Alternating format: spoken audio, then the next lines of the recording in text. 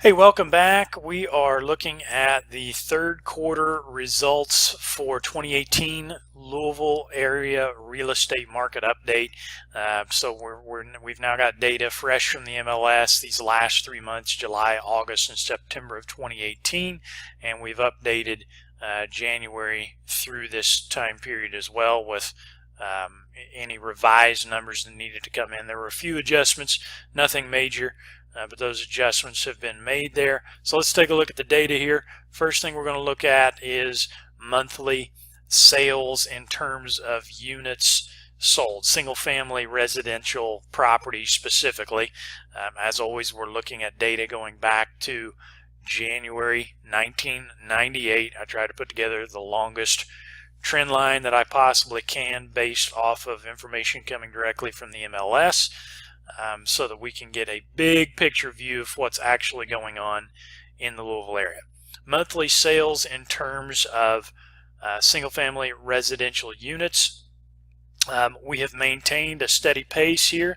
One of the things that I like about third quarter of any year is it gives me a chance to look at the high water mark this year compared to the last several years, and we can see that July 2018 we sold slightly more single-family units than the last 3 years, slightly, but only slightly. So in other words, there wasn't some big, huge shift upwards or downwards. So we're still selling very strong in terms of units being sold per month. That's a good thing. If we look down at monthly sales volume, that tells a little bit different story, albeit a good one. So let's take a look at that. And here we see again over the last 20 years or so our long-term blue trend line following this data. The high watermark here of 2018 has actually been rising in comparison to the prior 3 years. Okay, so that's good news. And if we're using our logical brain, if the monthly sales volume at the high water mark has been rising the last 4 years, but the number of units sold has stayed about the same, that can only mean one thing, and that is that the average sold price has risen, and risen significantly over the last 4 years. So let's take a look at that next, because I believe that average sold price is the biggest concern or biggest of most interest to the most amount of people that I talk to. So let's take a look at that. And indeed, the high water mark of 2018 was July 2018, where we hit a average sold price in Louisville of just over $236,000. So that would be right here. Okay.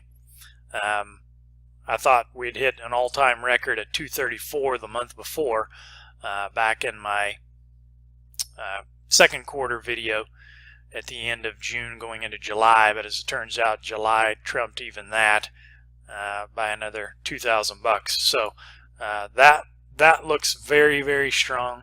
As you can see, the high water mark here in 2018, 2017, 2016, and 2015 has been doing nothing but rising, and for the last several years in a row now, last 2 years at least, solid, even going into the winter time when sales typically slow and prices tend to drop.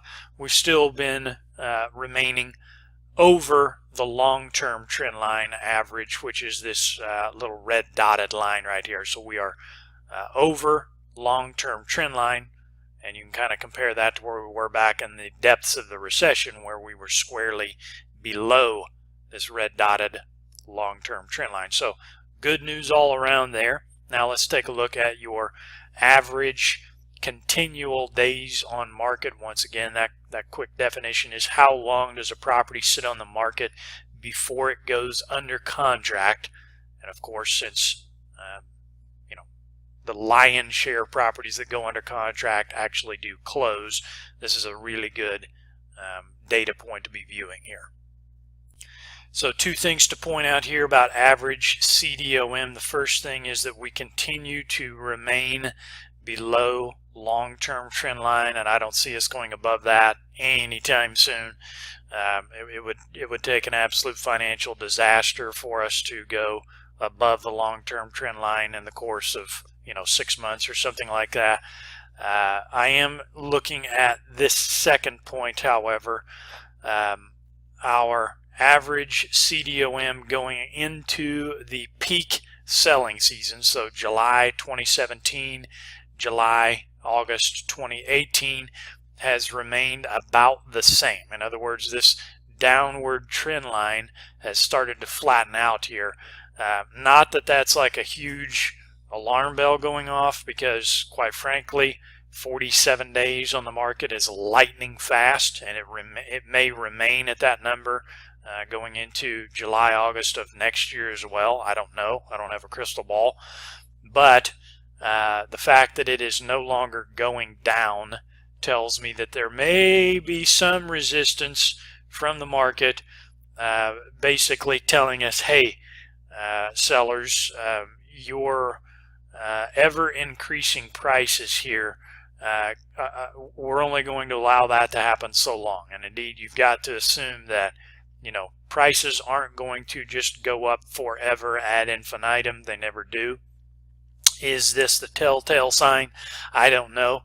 But it is something we'll continue to monitor, because anytime I see a trend line break and reverse, or at least flatten out, that gets my attention. Something is going on in the market, and I, as a real estate practitioner, need to be paying attention to that so that I can help out current buyer and seller clients make wise decisions.